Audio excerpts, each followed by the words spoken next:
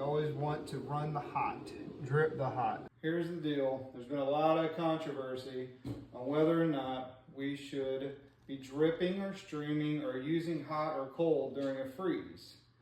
So the purpose of the video that I made was so that when we wake up in the morning and we turn the water on, there's not zero water.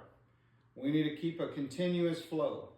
That's why we drip our faucets. That's great. It's not going to prevent 100% from anything freezing, but it will allow you to have flow when you wake up in the morning.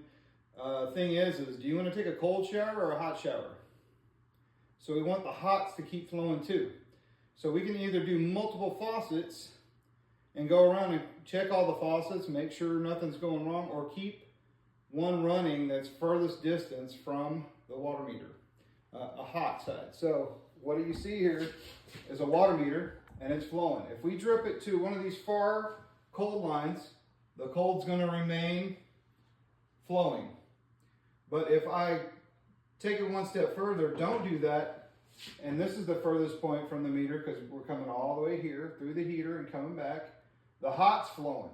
Well, if the hot's flowing, guess what else is flowing?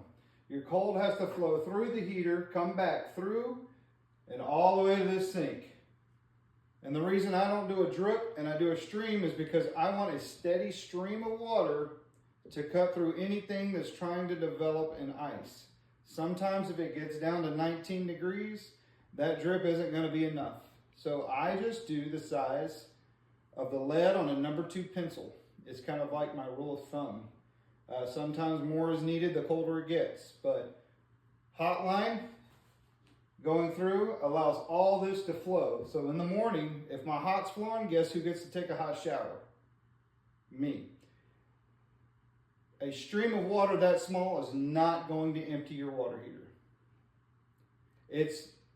It's not going to mess with your tankless because a tankless has to recognize that there's flow coming out. And that small stream that I showed on the video, the tankless will not recognize that flow being so small. It wants about a half a gallon per minute typically.